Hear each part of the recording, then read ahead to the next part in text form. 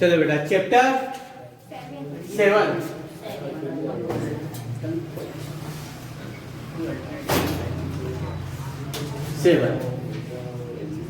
Company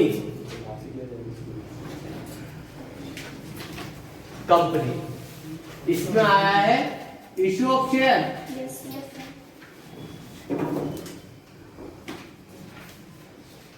Hindi में कहा जाए तो कंपनी को क्या बोलते हैं हिंदी में? कुछ लिखा तो कंपनी प्रमंडल कंपनी सुना है, उसमें भी कंपनी है। कंपनी को हिंदी में कहा जाता है बेटा प्रमंडल। ठीक है, क्या होती कंपनी? BS 11 में भी पढ़ाया होगा हमने। क्या होती कंपनी का मतलब क्या है बताओ बेटा, कंपनी का मतलब क्या होगा? बहुत सारे ओनर्स पार्टनरशिप में भी रहते हैं। इसका मोटिव भी क्या रहता है? प्रॉफिट अर्न करना होता है, लाभ कमाना उद्देश्य होता है, लोगों का समूह रहता है। तो अंतर क्या है फिर कंपनी में और पार्टनरशिप में? इसके दायित्व सीमित रहते हैं। लिमिटेड लायबिलिटीज रहती। किसकी रहेगी? तो शेयर होल्डर्स की रहेगी। चलो, कम धन पेनी दो शब्दों से मिलकर बना है, मतलब साथ में मिलकर रोटी कमाने से संबंधित जो भी आपने रोजगार की प्रक्रिया वो गतिविधियां करी है, एक्टिविटीज करी है, उसके अंदर कंपनी कहलाती है। लेकिन आप पार्टनरशिप की बात करें तो वही है, दो या दो से ज्यादा लोग साथ में मिलकर काम करते हैं। ठीक है, इससे होने वाले प्रॉफिट को आपस में बांटते हैं। ऐसे फर्म को हम क्या बोलते हैं? पार्टनरशिप। कंपनी की डेफिनेशन भी सिमिलर है। तो कंपनी और पार्टनरशिप में क्या डिफरेंस हो गया? यहाँ पर हम कर देते साझेदारी, पार्टनरशिप, और यहाँ पे कर देते कंपनी। दोनों ही सेम है, बस एक चीज है, जिन लोगों ने पार्टनरशिप एक्ट 1932 के अंदर रजिस्ट्रेशन करके काम चालू करा है उससे हम क्या बोलेंगे? पार्टनरशिप। और जिन लोगों ने कंपनीज एक्ट 2013 1956 या कोई और कंपनीज एक्ट के अंदर रजिस्ट्रेशन करके काम चालू करवाया है तो वो फर्म क्या कहलाएगी? कंपनी कहलाएगी। दोनों में और क्या अंतर है? वही है कि जो ग्राम पंचायत और नगर निगम है ना, दोनों ही क्या काम कर रही है? विकास का कार्य कर रही है। लेकिन ग्राम पंचायत का कार्य करने का क्षेत्र गाँव तक सीमित रहता है ना, छोटा रहता है। नगर निगम में जो काम कराती नगर पालिका वो बड़े लेवल पे काम करती है। वैसे हम बोल सकते हैं सर पार्टनरशिप एक ऐसी फर्म है जो छोटे लेवल पे काम करती है। इसमें कम से कम 2 पार्टनर होते हैं, मैक्सिमम 50 पार्टनर होते हैं। अब इसका लेवल बड़ा है इसलिए इसमें कम से कम तो क्या हो गया? 2 नहीं, अब एक बंदा भी पार्टनर कंपनी खोल सकता है। कंपनीज एक्ट 1956 के अकॉर्डिंग कम से कम 2 लोग चाहिए थे कंपनी खोलने के लिए। जैसे मोदी जी आए, नया एक्ट इंट्रोड्यूस करा 2013, इसके अकॉर्डिंग एक बंदा भी पर्सन कंपनी खोल सकता है। मतलब इसमें मिनिमम 1 पर्सन और मैक्सिमम कोई लिमिट नहीं है। इतने मालिक बन सकते हैं, इसमें इतने मालिक नहीं होते। इसमें जो ओनर्स रहते हैं पार्टनरशिप में, फर्म में, साझेदारी में, इन ओनर्स को हम क्या कहते हैं? पार्टनर्स, साझेदार। बेटा पार्टनरशिप बिजनेस आप चला रहे हो तो इसमें पार्टनर्स को हम क्या कहेंगे? क्या इस बिजनेस पे क्या बोलेंगे? पार्टनर्स, ओनर को। और यहाँ पर हम क्या बोलेंगे? Share holders. कंपनी के शेयर होल्डर कंपनी के ओनर्स होते हैं, मालिक होते हैं। और क्या कर सकते हैं? हमने पढ़ा था पार्टनर की कैरेक्टरिस्टिक में इनकी लायबिलिटीज अनलिमिटेड होती है, दायित्व इनके क्या होते हैं? असीमित होते हैं, अनलिमिटेड होती है। असीमित दायित्व होते हैं। अगर किसी को नुकसान हुआ तो इनकी घर की संपत्तियां बेच के भी वो नुकसान को पूरा करना पड़ता है। लेकिन यहाँ पे शेयर होल्डर्स की लायबिलिटीज हमेशा लिमिटेड रहती है। आपने जितने शेयर्स कंपनी में खरीदे, जितने की ओनरशिप लिए, केवल वहां तक ही आपको लॉस होने के चांस रह सकते हैं।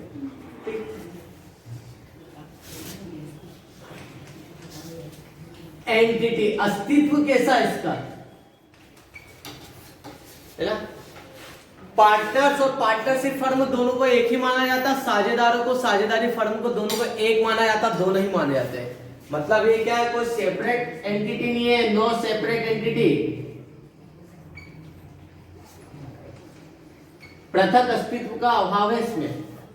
जबकि यहाँ पर कंपनी के कंडीशन में कंपनी और कंपनी के ओनर दोनों अलग अलग माने जाते हैं ना? इसे सेपरेट एंटिटी माना जाता है, सेपरेट लीगल एंटिटी।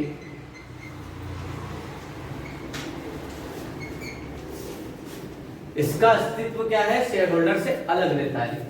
ठीक, तो ये दो तीन चीजें आपको कॉमनली मिल जाएगी, और भी अलग अलग है बहुत सारी, इसकी डेफिनेशन इसमें मिल जाएगी कैरेक्टरिस्टिक्स में। ये देखो कैरेक्टरिस्टिक्स देखो कंपनी की। पहला लिखा आर्टिफिशियल पर्सन, कृत्रिम व्यक्ति। कानून की नजरों में ये भी एक इंसान है, सांस नहीं ले सकता, खा नहीं सकता, लेकिन फिर भी एक इंसान बना है कंपनी। ठीक है, मतलब इसकी एक अपने आप में लीगल इमेज है। हमारा वोटर आईडी बनता है, उनका रजिस्ट्रेशन सर्टिफिकेट बनता है, उनके नाम से सब लेन देन होते हैं, उनके नाम से अकाउंट्स बनते हैं। वोट डालने के अलावा सब राइट्स मिल जाएंगे, इसको सजा भी होती है, मतलब ये अपने आप में एक अलग एंटिटी है। लिमिटेड लाइबिलिटीज, इसकी अभी बता दिया मैंने, है ना? सीमित दायित्व, इस कंपनी के जो ओनर होते हैं, शेयर होल्डर्स होते हैं, उनकी लाइबिलिटीज, उनके दायित्व सीमित होते हैं। यहाँ पर हमने कर चुके सेपरेट लीगल एंटिटी, मतलब इसका अस्तित्व शेयर होल्डर से अलग होता है। ये इसमें से आता आपको कम से कम आ सकता है 4-5 नंबर का नॉर्मली, तो स्टार्टिंग के 4 पॉइंट है ना। फिर इसमें क्या, परपेचुअल एग्जिस्टेंस, हिंदी मीडियम में क्या बेटा, प्रतिनिधित्व व्यवस्था। अब प्रतिनिधित्व की व्यवस्था कि देखो एक कंपनी है, इंसान कानून के द्वारा बनाया गया एक, वो क्या है, इंसान तो अलग पर्सन तो है, लीगल पर्सन, लेकिन इसको रिप्रेजेंट करने का काम कौन करते हैं, कंपनी के board of directors, promoters.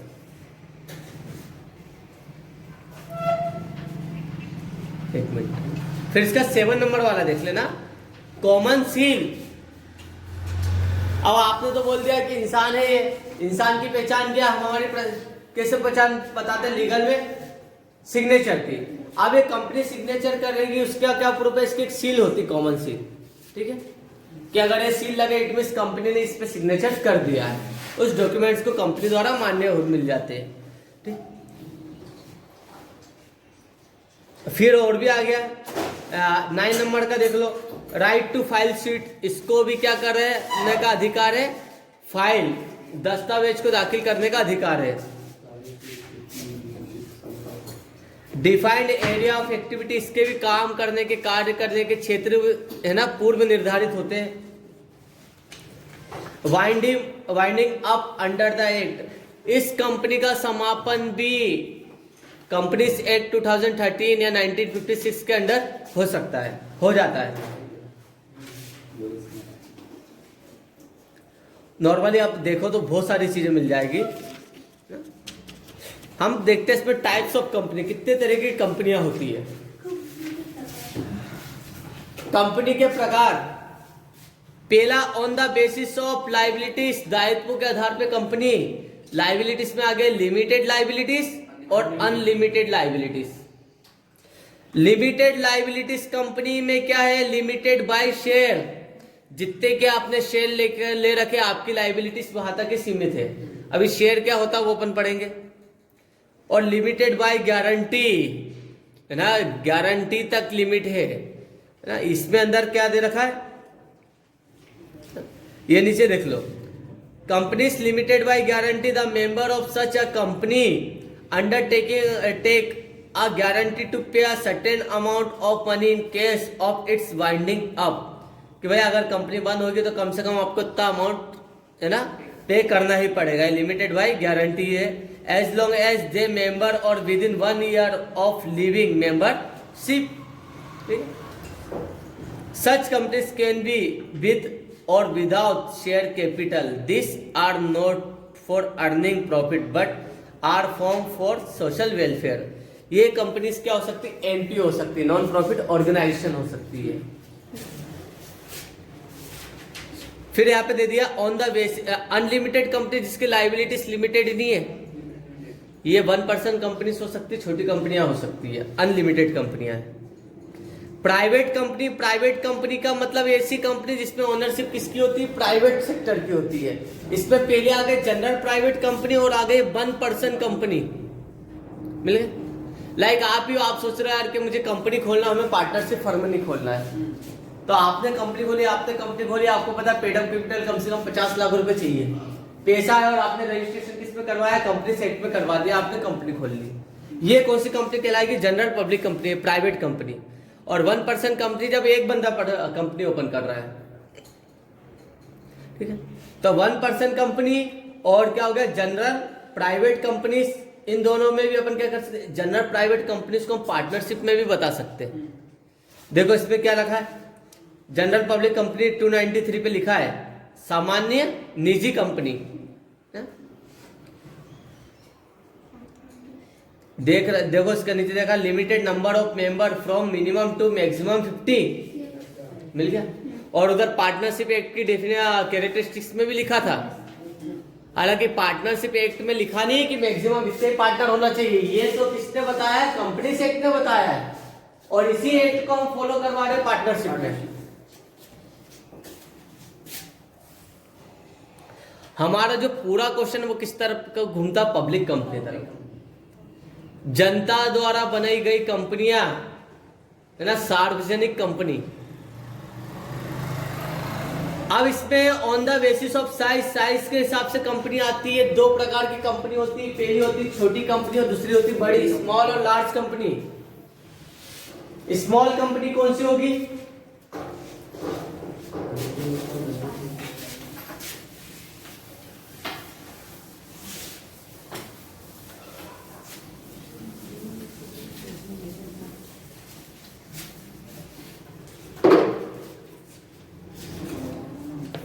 Small company.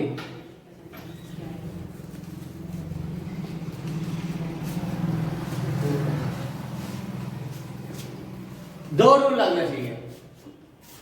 वो कंपनी जिसकी पेड अप कैपिटल 50 लाख रुपए है, 50 लाख से लेके 5 करोड़ तक की पेड अप कैपिटल है, जिसकी पेड अप कैपिटल 50 लाख से लेकर 5 करोड़ तक है। मतलब कंपनी खोलने के लिए तो सर कम से कम 50 लाख से 5 करोड़ तक चाहिए। और उसका जो लास्ट का टर्नओवर है, मतलब उसकी ग्रोथ सेल्स है, वो कितने की हो, कम से कम कितनी है, 2 करोड़ से लेकर 20 करोड़ तक की हो, है ना, 2 करोड़ से लेकर 20 करोड़ तक की हो। हाँ, ये कंपनी क्या कहलाएगी, स्मॉल कंपनी। ऐसी कंपनी जो क्या, जिसकी पेड अप कैपिटल चुकता 50 लाख से लेकर 5 करोड़ तक की हो, और जिसका लास्ट बैलेंस शीट का प्रॉफिट एंड लॉस का स्टेटमेंट क्या बता रहा है, उसका ग्रॉस सेल्स है ना, टर्नओवर 2 करोड़ से लेकर 20 करोड़ तक का हो। ऐसी कंपनी को हम छोटी कंपनी कहते हैं। लार्ज कंपनी क्या कौन सी होगी, जो ये स्मॉल नहीं हो, मतलब ऐसी कंपनी जिसकी paid up capital more than 5 crore हो, 5 करोड़ से ज्यादा हो, और जिसका टर्नओवर भी नॉर्मली 20 करोड़ से ज्यादा हो, ऐसी कंपनी क्या कहलाएगी, हमारी लार्ज कंपनी कहलाएगी। ये तो क्लियर है देखो, small company, large company, types of company में स्मॉल और लार्ज का ज्यादा आता है। ठीक है, अगर आपसे पूछ ले कि कंपनी बताना on the basis of liabilities के हिसाब से, तो लिमिटेड और अनलिमिटेड। अगर आ जाए ऑन द बेसिस ऑफ किस पे, नंबर ऑफ मेंबर में, प्राइवेट कंपनी, पब्लिक कंपनी। और हो जाए स्मॉल के साथ, मतलब साइज के साथ, स्मॉल और लार्ज। अब कंपनी खोलने के लिए करना क्या पड़ता है, पार्टनरशिप के लिए तो कुछ नहीं करना पड़ता, हमें पता है, लीगल एग्रीमेंट है, रिटर्न भी हो सकता है, वर्बल भी हो सकता है, लिखित और मौखिक दोनों हो सकता है। कंपनी खोलने के लिए बहुत ज्यादा हमें प्रोसेस करनी रहती है। एक कंपनी खोलने में और पार्टनरशिप फर्म खोलने में जमीन आसमान का अंतर है। ठीक है, कंपनी के लिए सबसे पहले आपको कौन कौन से दस्तावेज चाहिए, सबसे पहला चाहिए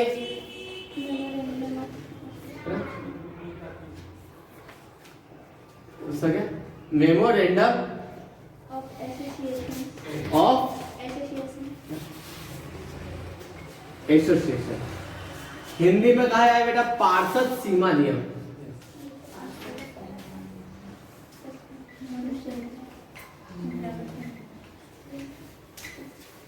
और दूसरा आता है आर्टिकल ऑफ एसोसिएशन, हिंदी में कह सकते हैं पार्षद अंतर नियम।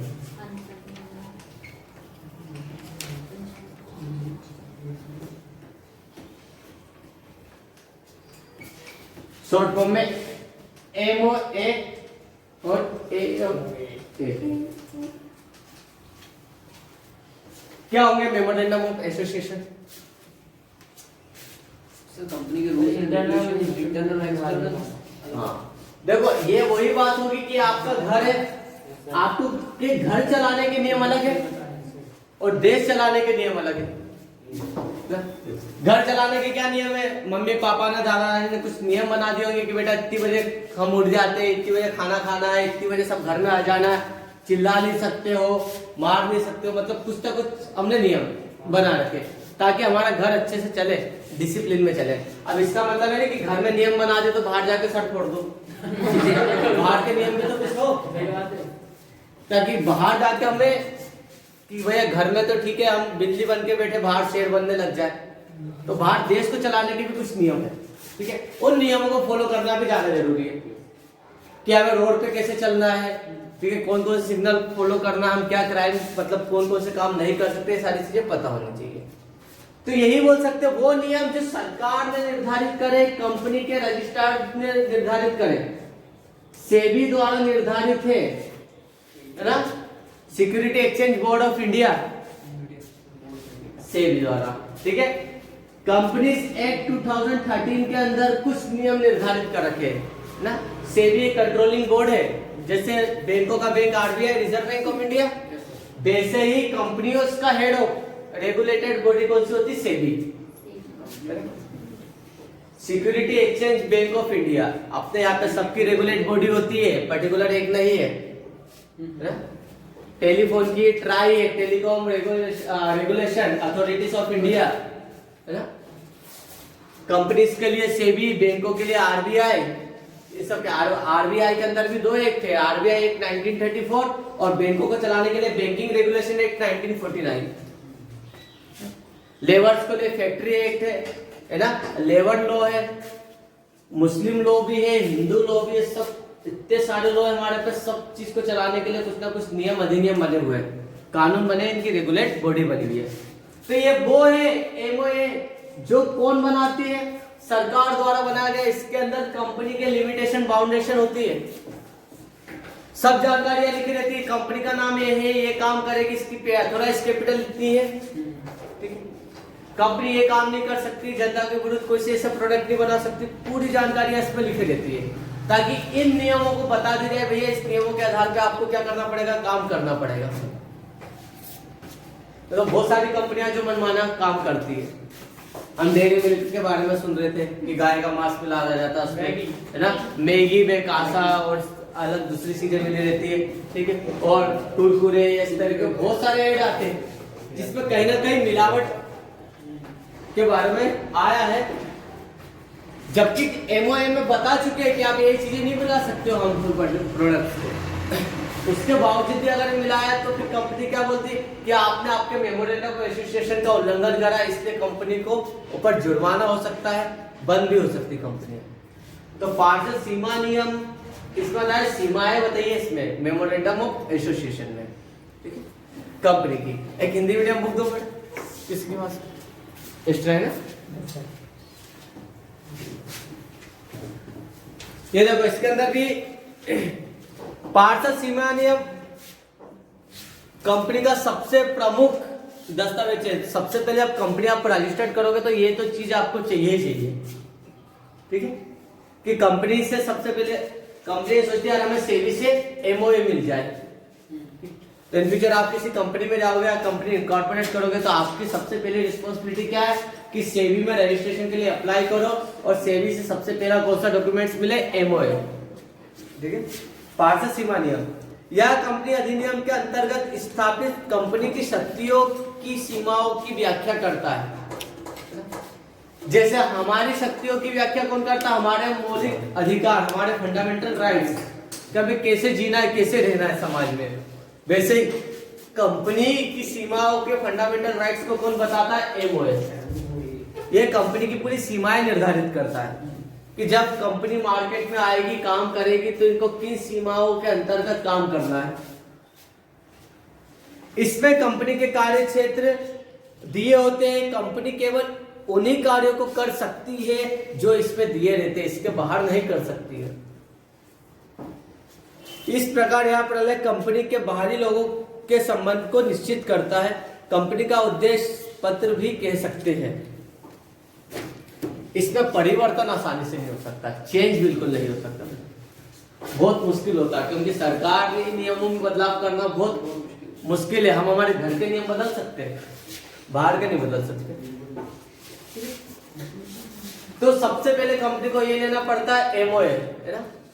अब आंतरिक नियम चलाना, इसको बोल सकते हैं कंपनी के आर्टिकल ऑफ एसोसिएशन, है ना। इंटरनल रूल्स एंड रेगुलेशंस लिखे रहते हैं इसके अंदर। इसके अंदर कंपनी को अंदर को चलाने की प्रक्रिया रहती है। तो एक कंपनी के पास ये नहीं कि लीगल फॉर्मेलिटीज निभाते रहे। मेन चैलेंज तो आपको इंटरनल में आती है।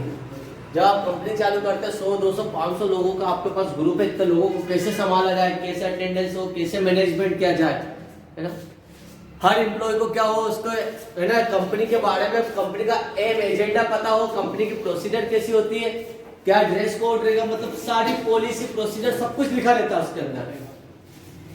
इन फ्यूचर ध्यान रखना, आप अगर किसी कंपनी में अपॉइंट होते हो, जैसे आप बने असिस्टेंट मैनेजर, आप किसी फाइनेंस मैनेजर में गए, आप एचआर बने, तो कंपनी क्या करेगी, एक रेपुटेटेड है अच्छी कंपनी क्या करेगी, जैसे आप एम्प्लॉय आए तो आपको एक एओए की कॉपी दे देगी, आर्टिकल ऑफ एसोसिएशन, ताकि उसको पढ़ के आप कंपनी के बारे में जान सको, कंपनी का एजेंडा क्या है, कैसे वर्किंग होगी, क्या क्या रूल्स एंड रेगुलेशन को हमें फॉलो करना पड़ेगा, ताकि आप बार बार पूछो नहीं। तो इसके अंदर सब इंटरनल रूल्स एंड रेगुलेशंस लिखे रहते हैं। इसके अंदर देख लो क्या कहा इसने, पार्षद सीमा नियम में कर्मचारी के आंतरिक प्रबंध की व्यवस्था रहती है, इंटरनल मैनेजमेंट के बारे में डिफाइन रहता है। इस प्रपत्र के आधार पर कंपनी के कर्मचारियों के कर्तव्य अधिकार निश्चित किए रहते हैं।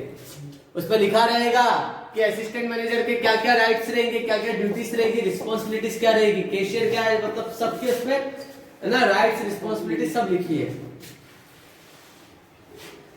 कंपनी कब अपने शेयर को इश्यूट कर सकती है, शेयर के बारे में पढ़ेंगे, ट्रांसफर कब हो सकते हैं, है ना, सारे इंटरनल रूल्स रेगुलेशन रहते हैं। अब बेटा इसमें चेंज करना बहुत आसान रहता है।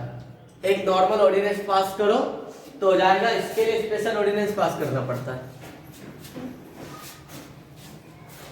तो आर्टिकल ऑफ एसोसिएशन, पहले एमओए आपने ले लिया,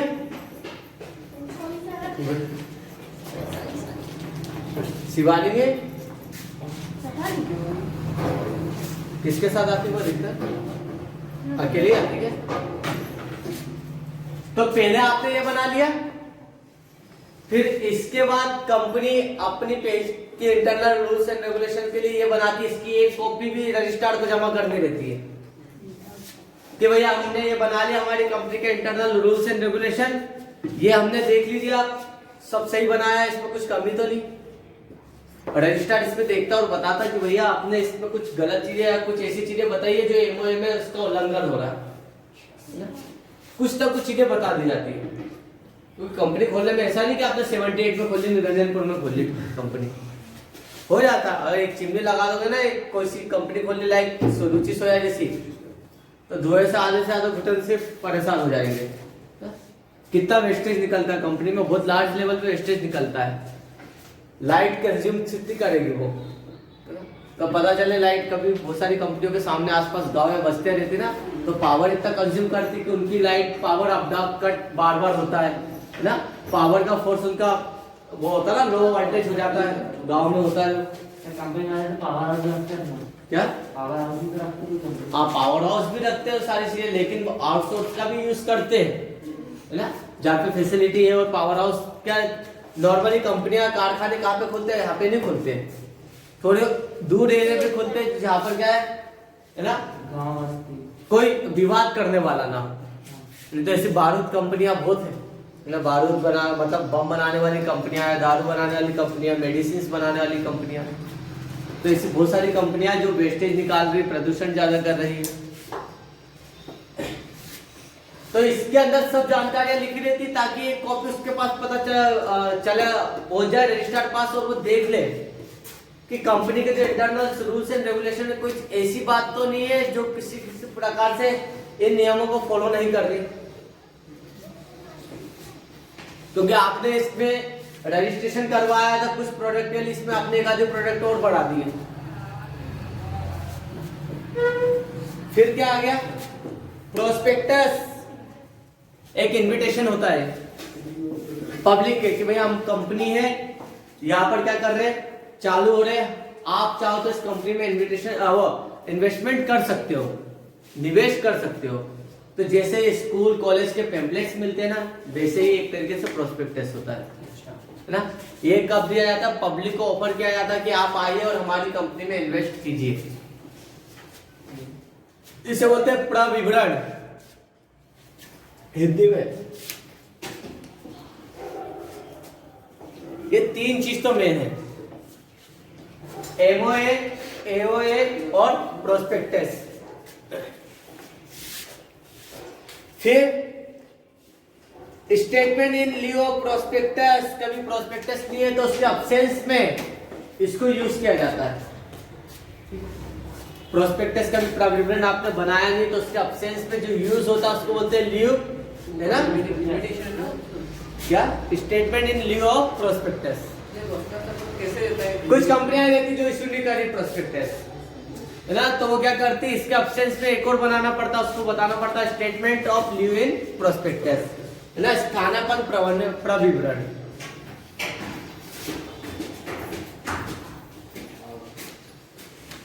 अब अपना मेन चालू हो रहा है शेयर डस्टर।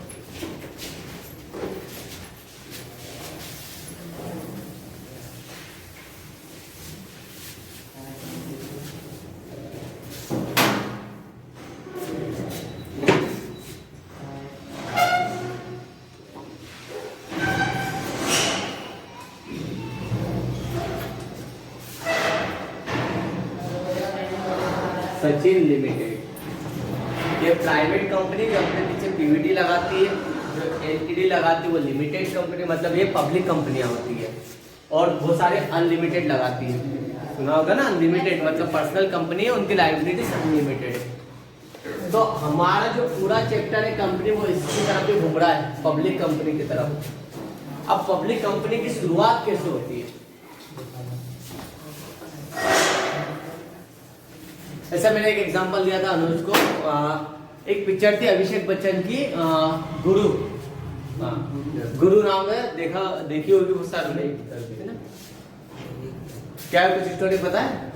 पता थोड़ा सा तो बताओ उसके बारे में। ऐश्वर्या राय है, अभिषेक बच्चन है, पता है बेटा, लेकिन वो क्या है, गुजरात का व्यापारी रहता है ना, कपड़ा व्यापारी रहता है, उसको कपड़े की बहुत परख रहती है।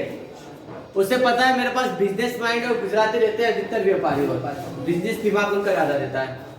तो अभिषेक बच्चन आता है बॉम्बे और बोलता है कि यार मेरा व्यापारी दिमाग है, मुझे कपड़े की बहुत अच्छी परख है, कैसे एक कंपनी चालू करना है, कैसे खड़े करना है, कैसे इसको इंडिया की नंबर 1 कंपनी बना सकता हूँ, ये सब उसके पास दिमाग में है, लेकिन उसके पास पैसा नहीं होता। पूरा ही वो नहीं बता रहा, उसमें कुछ अपना एडिशन भी कर रहा हूं। अब लाइक वो अभिषेक बच्चन आया, उसने कंपनी खोलने का सोचा, कपड़ा कंपनी। इस कंपनी को खोलने में चाहिए 50 लाख रुपए। इस 50 लाख में से वो लेके आता गांव से केवल 5 लाख रुपए। अब बोलता 45 लाख रुपए कहां से आएंगे? प्लान उसके पास रहता, उसको पता है कि सक्सेस हो जाएगा ये प्लान, लेकिन बाकी ये 45 लाख रुपए रिमेनिंग कहां से आएंगे? कहां से लाएंगे 45 लाख? जाता बैंक पे, प्लान बताता, प्लान अच्छा रहता, लेकिन सिक्योरिटी है नहीं, क्योंकि बैंक भी लोन उसको देती है जिसको लोन की जरूरत नहीं होती है, समझे? लोन की जरूरत किसको नहीं होती? जो सक्षम रहता हो। बहुत है जिसके पास भैया पैसा अच्छा है, बैंक को लग रहा है यार तो बहुत मालदार बंदा है, टाइम टू टाइम इंस्टॉलमेंट भर देगा, हमारा पैसा डूबेगा नहीं। एसबीआई तो गवर्नमेंट लोगों को ही लोन देती है, प्राइवेट वालों को तो देती नहीं एक तरीके से। उसका फिक्स क्राइटेरिया है कि आप सरकारी जॉब में तो लोन 99% लोगों को वो ही देती है क्योंकि एसबीआई को पता है कि हमारा पैसा सिक्योर है, जब सरकारी जॉब में है टाइम टू टाइम सैलरी आएगी उसको क्या मिल जाएगा, पैसा मिल जाएगा। तो मेरे भैया का एसबीआई में देवास के ब्रांच में ही है, बहुत अच्छे रिलेशन है उसके मैनेजर से, बैठे रहते, करंट अकाउंट है बहुत अच्छा है ना, लीडिंग बैंक का लीडिंग अकाउंट होने के बाद भी उनको होम लोन नहीं मिला बाहर से, सब दे दिया उन्होंने, सैलरी स्टेटमेंट स्लिप सब पहुंचा दी, नहीं मिला एसबीआई से, बता ना, इसलिए लोन तो इसको भी लोन नहीं मिला। और भी दोस्तों से पूछी, मदद मांगी, लेकिन वो 45 लाख रुपए नहीं मिले। अब इसके पास क्या ऑप्शन था, कुछ भी नहीं था, यार कोई पैसा दे नहीं रहा, लेकिन मेरे पास एक अच्छा प्लान हो, मेरा प्लान फेल हो जाएगा। फिर बोलता है अपने देश की आबादी 130-135 करोड़ है और मुझे कितना चाहिए, खाली 45 लाख। अगर मैं हर एक इंसान से 1-1 हजार रुपए भी लेता हूं तो मुझे केवल 4,500 लोगों तक ही जाना पड़ेगा, समझ लो, अरे 4,500 लोगों तक ही जाना पड़ेगा, प्लान बताना पड़ेगा, और भारत की पहले ऐसी कंपनी होगी जिसमें 1,000 मालिक होंगे, और जो भी प्रॉफिट होगा सब 4,500 लोगों में बटेगा जिन्होंने जितना पैसा लगाया। देखते देखते वो भारत की पूरी लीडिंग कंपनी हो जाती है, उसके जितने भी ओनर्स होते हैं है ना, वो सब अमीर हो जाते हैं और बहुत बड़े ओनर्स कहलाते हैं। अगर मैं बात करूं रिलायंस की मालिक, तो आप बोलेंगे सर अंबानी, अंबानी मालिक नहीं है, अंबानी की सबसे ज्यादा ओनरशिप है उसमें। अगर मालिक देखने जाओगे तो अभी देख लो एनएससी की वेबसाइट है, गूगल फाइनेंस पे पता चल जाएगा रिलायंस के कितने शेयर है, लाखों करोड़ों शेयर है उसके। तो ये पब्लिक कंपनी है ना? हाँ ये पब्लिक कंपनी, आप भी इस कंपनी में शेयर ओनरशिप ले सकते हो। प्राइवेट कंपनी इशू करते, प्राइवेट कंपनी क्यों इशू करेगी, पब्लिक से पैसा मांगना ही नहीं, मैं प्राइवेट है, मेरा खुद का पैसा है, वो क्यों करेगी इशू? मतलब ये प्रोस्पेक्टस, हाँ तो फिर वो लीव इन प्रोस्पेक्टस करेगी। हालांकि देखो प्रोस्पेक्टस इशू कौन करती, ओनली पब्लिक कंपनी ही करती है। तो अब उसके दिमाग में आता है, तो ज्यादा लोगों से पैसा मांगता है, तो जो जिस पैसा मतलब कितना पैसा चाहिए था उसको 50 लाख रुपए, 50 लाख रुपए से जो कंपनी रजिस्टर्ड हुई, मतलब जो पैसा लगा है कंपनी के रजिस्ट्रेशन में, जो आपने बताया है, इसे हम क्या कहते हैं, अथोराइज कैपिटल।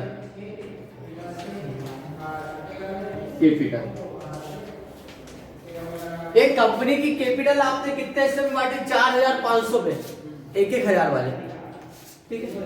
तो एक कंपनी की जो कैपिटल है ना, छोटे छोटे हिस्सों में बटी रहती है पब्लिक में, इन्हीं छोटे छोटे हिस्सों को बोला जाता है शेयर, अंश। अंश मतलब हिस्सा और भाग, मतलब इस कंपनी को खोलने में सबने छोटा छोटा पैसा लगाया ना, वो इसका शेयर्स कहलाता है। शेयर मार्केट जो आप सुनते हो ना, इसके बारे में मैं और डिटेल में बता दूंगा। तो यही कहलाते हैं शेयर्स। क्लियर है? इसके बाद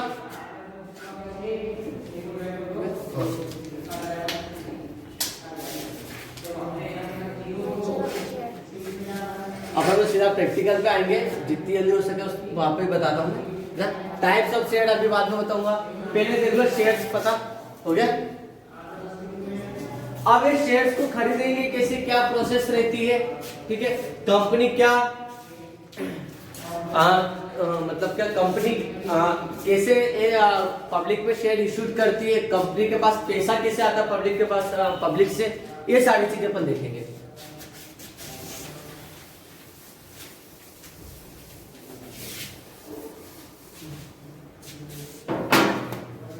अब 4,500 लोगों से 1-1 हजार रुपए लेंगे तो 45 लाख रुपए हो जाएंगे। तो जितने शेयर पब्लिक में इशूड करे हैं, इसे हम क्या बोलेंगे, इशूड कैपिटल, निर्गमित पूंजी कैपिटल। अब तब भी लोगों ने बोला यार हम 1,000 रुपए इकट्ठा नहीं दे सकते। आपका गाड़ी लेने आता है तो दो ऑप्शन रहता है, सर हम कैश भी ले सकते हैं, फाइनेंस में भी ले सकते हैं, मोबाइल भी कैश ले सकते हैं, फाइनेंस में ले सकते हैं। फाइनेंस मतलब पैसा इंस्टॉलमेंट में मिल जाएगा, ठीक है। बहुत सारी कंपनियां 0% फाइनेंस की सुविधाएं देती है, नो कॉस्ट EMI सुनते हो ना, तो ये भी एक ऐसे ही है फंडा। तो इन्होंने बोला ठीक है आप एक काम करो, 1000 रुपये इकट्ठा मत दो, इसको 4 इंस्टॉलमेंट में बांट देते हैं। जब आप शेयर के लिए आओगे, है ना, खरीदने के लिए, जैसे हम स्कूल में जाते हैं सबसे पहले क्या वर्ड लेते हैं, एप्लीकेशन लेते हैं, फॉर्म। तो सबसे पहला पैसा आपका मांगो जब कंपनी में आप शेयर के लिए अप्लाई करो एप्लीकेशन का, लाइक मान लेते 4500 शेयर है, एप्लीकेशन पे कितना दे दिया है इसने, 250 रुपए एप्लीकेशन पे। ठीक, तो कंपनी के पास स्टार्टिंग में कितना पैसा आ गया, 3 जीरो, है ना, 25 पंजे 125 की 5 हाजिर आया 12, 25 चौक 100 और 12 112, 11,25,000 रुपए कंपनी के पास आ गए एप्लीकेशन के। कम से कम कुछ तो आया, शुरुआत तो कर सकते हैं। अब आपने शेयर्स की एप्लीकेशन ली, जब कंपनी दूसरी कॉल मांगती है उस समय शेयर होल्डर को क्या करती, मालिकाना हक दे देती है, इसका मतलब अलॉटमेंट दे देती है, आवंटन दे देती है। इट मींस अब आपके पास क्या है, अधिकार हो गया है शेयर को रखने का। कॉलेज में भी जब आप एप्लीकेशन फॉर्म भरोगे, एप्लीकेशन अप्लाई करा है कॉलेज में, सेकेंड टाइम फिर क्या मिलता है आपको, अलॉटमेंट लेटर मिलता है। मतलब अब आपका एडमिशन कंफर्म हो गया, अब आपको बैठने का अधिकार है, इससे बोलते हैं अलॉटमेंट। तो यहाँ पर भी जब शेयर होल्डर को अधिकार दे दिया कि तो दूसरी किस्त के नाम पे मांगती है, उससे बोलते हैं अलॉटमेंट। लाइक 4500 शेयर से क्या मांग लिया उसने, 250 रुपए अलॉटमेंट पे, तो 11,25,000 रुपए ये हो रहा है। फिर कंपनियां और भी कॉल्स मांगती है, बुक में तो 4 ही कॉल दे रखी है, तो अपन 4 पे चलते हैं। फर्स्ट कॉल मांग ली लाइक 450 पे, 300 रुपए,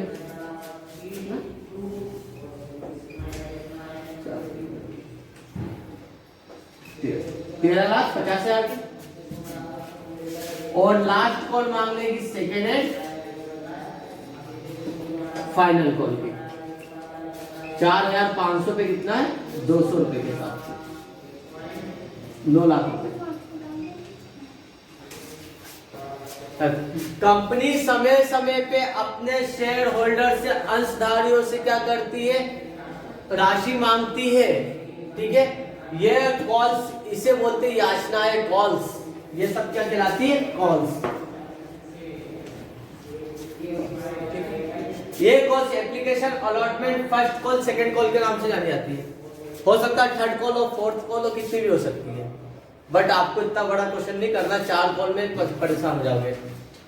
4 कॉल मतलब कम से कम 8 एंट्री होगी, और 8 एंट्री मतलब 1.5 पेज लग जाएगा, 1.5 से 2 पेज लग जाएगा। तो हमें इतना नहीं करना है, इसलिए हमको 4 कॉल में क्वेश्चन खत्म कर दिया। तो ये क्या कहलाएगी, कॉल से। अब हमें इसी पे ही आगे वर्क करना है। प्रैक्टिकल निकाल लो सीधा, प्रैक्टिकल नंबर फर्स्ट। सर वो 79 रुपये क्या, इसी चले जाओ, क्यों, अभी तो यहाँ पे कंफर्टेबल बैठो ये ना, अरे आप जगह फिक्स कर दी ना बस। बेटा क्वेश्चन नंबर फर्स्ट,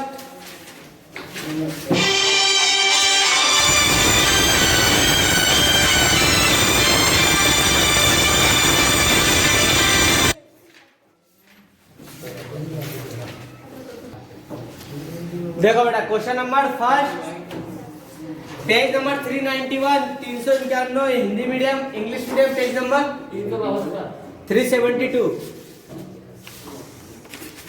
पुरानी बुक है, यस सर, सर नहीं है, सर 340 पे 340 पे पुरानी बुक में।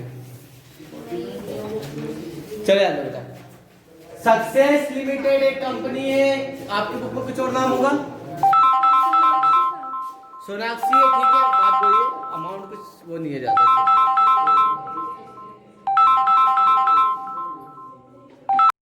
चल बेटा, जिसके इसमें शुभम सोनाक्षी लिमिटेड है वो सोनाक्षी कर लेना, जिसके इसमें सक्सेस लिमिटेड है सक्सेस।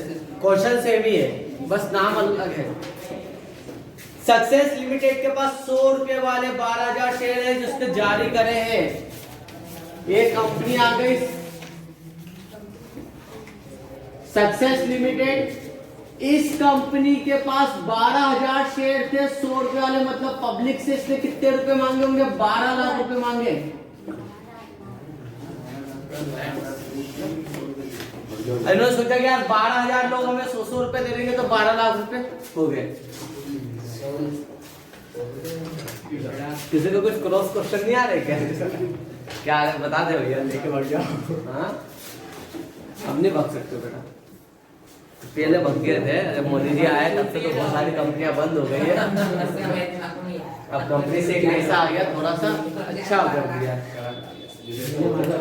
चलो ध्यान दो बेटा, इसने पब्लिक से कितने शेयर कितने रुपए मांगे? 12 लाख रुपए। जितने शेयर पब्लिक में इशूड करे हैं, ध्यान दो बेटा, जितने शेयर पब्लिक में इशूड करे वहीं से हमारा क्वेश्चन स्टार्ट होगा।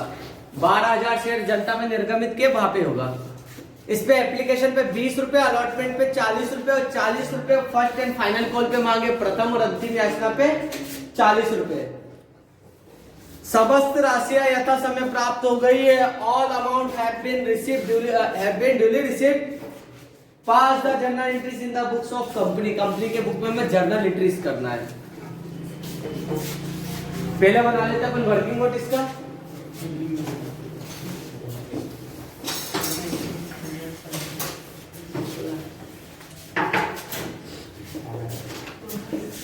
Question number first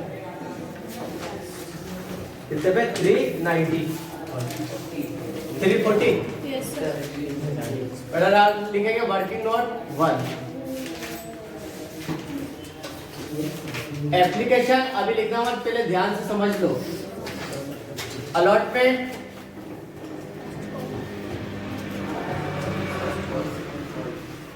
first and final call, एक ही कॉल दिए। कितने शेयर पब्लिक में इशू करे? सबसे पहले 12,000 शेयर पब्लिक में इशू करे। 12,000 पे 20 रुपए एप्लीकेशन के, 40 रुपए अलॉटमेंट के, 40 रुपए फर्स्ट एंड फाइनल के। इनका टोटल 100 रुपए होना चाहिए। कॉल्स हमेशा गिन लेना। एप्लीकेशन पे कितना दिया लोगों ने? 2,40,000 रुपए एप्लीकेशन का आया। अलॉटमेंट का 4,80,000 रुपए और फर्स्ट एंड फाइनल कॉल का 4,80,000। कंपनी अपने सारे लेन देन नगद नहीं करती है, बैंक से लेन देन करेगी। तो कंपनी को एक पैसा कहां से रिसीव होगा? बैंक से। Received from bank. कितना? 12 लाख। ये था बेसिक वर्किंग नोट। टफ तो नहीं है भैया? इसको जगाना पड़ता बार बार इसके लिए ना। Application, allotment, first and final call. Clear है? पहले वर्किंग नोट उतार दो जल्दी। इतना सा क्वेश्चन है, इसकी जनरल एंट्री थोड़ी बहुत पड़ेगी। हर एक कॉल्स की कम से कम मिनिमम 2 एंट्री होगी। एप्लीकेशन की 2 एंट्री, अलॉटमेंट की 2, फर्स्ट कॉल की 2। 6 एंट्री का क्वेश्चन रहेगा।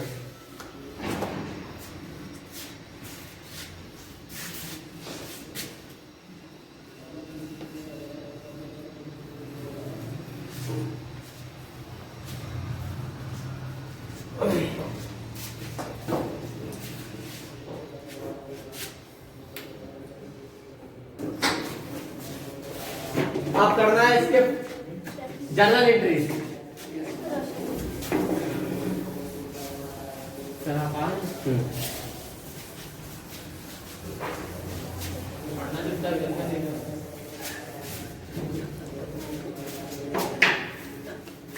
बेटा ये समझ गए, पहली एंट्री याद हो गई तो समझो 80% आपका चैप्टर का काम हो गया। एक से याद होनी चाहिए। जर्नल एंट्री किसकी बुक में नाम लिखेंगे? In the books of success limited. Double C है ना?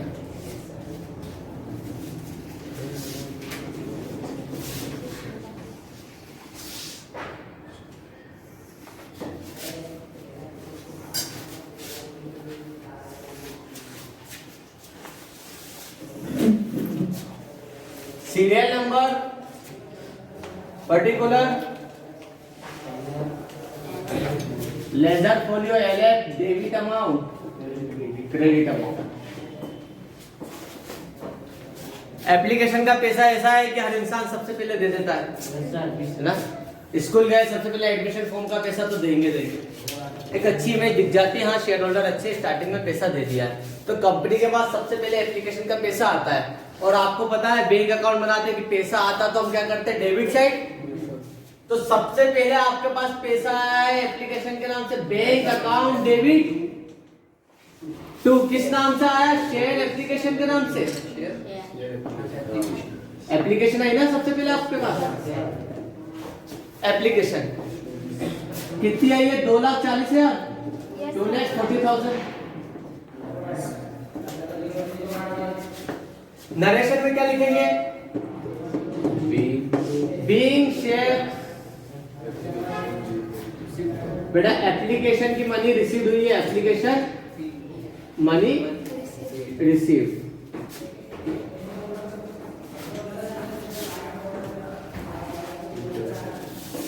अब कंपनी का मैनेजर गया बैंक पे, देखा भैया पैसा आ गया है, कंपनी के मैनेजर ने बैंक से पैसा निकाला और कहां पे लाया, कंपनी के अकाउंट पे। कंपनी का अकाउंट कौन सा, शेयर कैपिटल का नाम से, है ना। एक नॉर्मल इंसान क्या बनाता, बिजनेसमैन कैपिटल अकाउंट बनाता, कंपनी कौन सा अकाउंट बनाएगी, share capital account.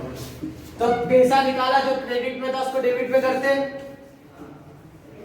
Share application का पैसा निकाला तो एप्लीकेशन अकाउंट डेबिट और इसको लेके कैपिटल के अकाउंट में ट्रांसफर कर दिया, शेयर कैपिटल अकाउंट, 2,40,000 का।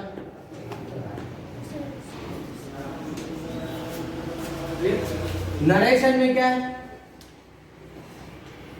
बीइंग शेयर एप्लीकेशन मनी, क्या करें, शेयर एप्लीकेशन के मनी ट्रांसफर, हाँ ट्रांसफर टू शेयर कैपिटल।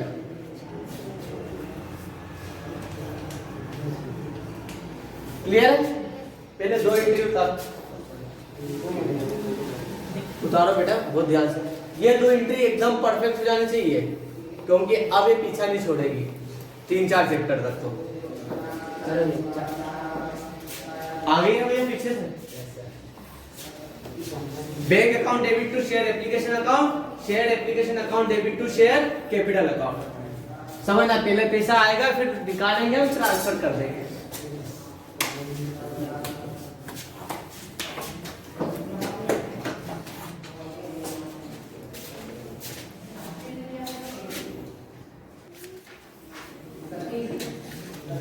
बेटा अगर ये 2 एंट्री आपको याद हो गई तो इसी के बेस पे हम आगे की 2 एंट्री बना सकते हैं। फर्स्ट सेकंड, अब आगे क्या आएगा, अलॉटमेंट। तो नीचे से ऊपर की ओर जाएंगे, ये थर्ड और ये फोर्थ एंट्री हो जाएगी। जहाँ पे एप्लीकेशन है वहां पे क्या कर देंगे, अलॉटमेंट कर देंगे।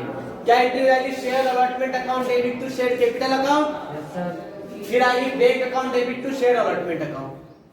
समझे, ये 2 एंट्री होनी चाहिए। फिर इसका नीचे से ऊपर, अभी मत लिखना, अब इसमें क्या चेंज रहेगा वो मैं बता देता हूँ। ये तो समझ में आ गया, 2 का नीचे से ऊपर क्या नहीं, जहाँ पे एप्लीकेशन है वहां पे अलॉटमेंट आ जाएगा और नरेशन में चेंज होगा 1 में।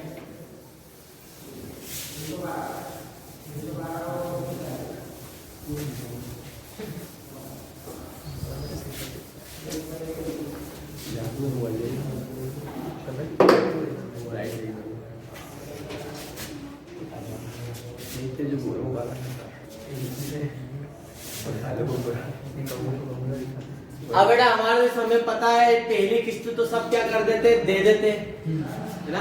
दिक्कत कब आती, दूसरी मांगनी पड़ती हमें।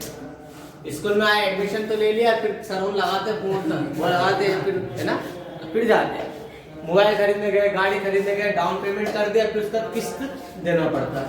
वैसे ही यहाँ पर भी इनको पता है कि भैया लोगों ने जिन्होंने शेयर खरीद लिया अब वो सेकंड किस्त देंगे, तो सेकंड किस्त कुछ महीने बाद क्या करती, मांगी जाती है। उसकी एंट्री है share allotment allotment account debit to share capital कितनी है? 4,80,000 मांगी है। 4,80,000। नरेशन में क्या लगेगा? मांगी मतलब share, being share, allotment, money, due, DUE, due. ये सुना ना सब? तेरा मेरे कितना पैसा ड्यू है, बाकी है, तो ड्यू। कंपनी ने शेयर्स की कॉल मांगी, ड्यू। अब मांगी तो लोगों ने पैसा दिया, है ना? शेयर होल्डर ने दिया, मुझे मिला, कंपनी को मिला। और जब भी पैसा मिलता तो बैंक अकाउंट डेबिट, जिस नाम से मिला share allotment, bank account debit to share allotment account 4,80,000, 4,80,000। Sir वापस उसको शेयर कैपिटल में ट्रांसफर करेंगे। नहीं, अब ट्रांसफर क्या? ये ट्रांसफर की ये तो एंट्री थी ट्रांसफर ना। कंपनी को पता कि भाई ये पैसा मिल जाएगा, तो एडवांस में क्या कर दी? ड्यू के समय एंट्री पास कर दी ट्रांसफर की। लेकिन यहाँ पे नरेशन में क्या लिखा? ड्यू। बस पहली एंट्री रिसीव और ट्रांसफर की होगी, बस बाकी की जितनी भी एंट्री होगी ड्यू और रिसीव्ड की होगी। बीइंग शेयर क्या हुआ? Allotment, money received, money received.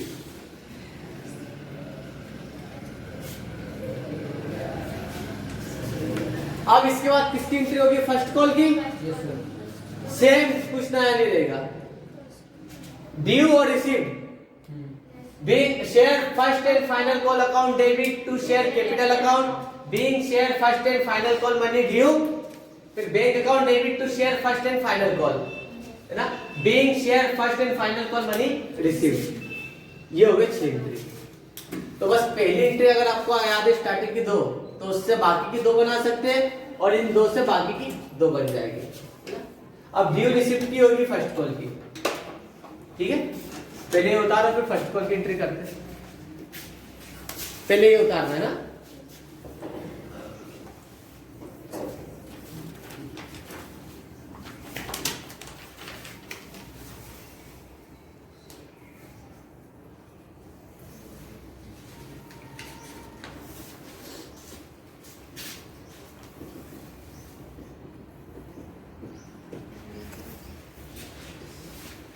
अब फर्स्ट एंड फाइनल कॉल की एंट्री, अमाउंट तो सेम ही, फाइनल कॉल 4,80,000 मांगी है। क्या चेंज करना पड़ रहा है? बस ये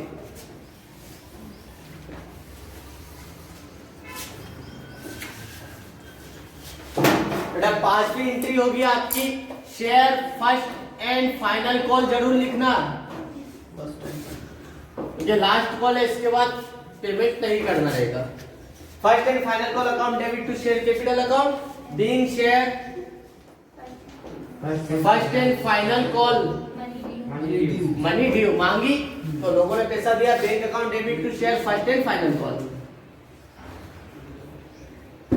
final call, being share first and final call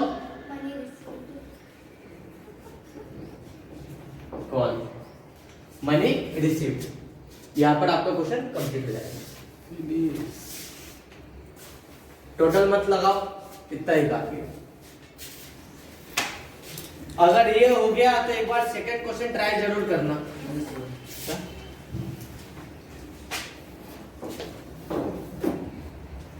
और बेटा अगर आपको एंट्री याद नहीं, स्पीड नहीं हुई, तो समझ जाओ 6 एंट्री में आप लोग को कितना टाइम लग गया। अब 8-8 एंट्रियां होगी, हाथ दुखेंगे, टाइम लगेगा।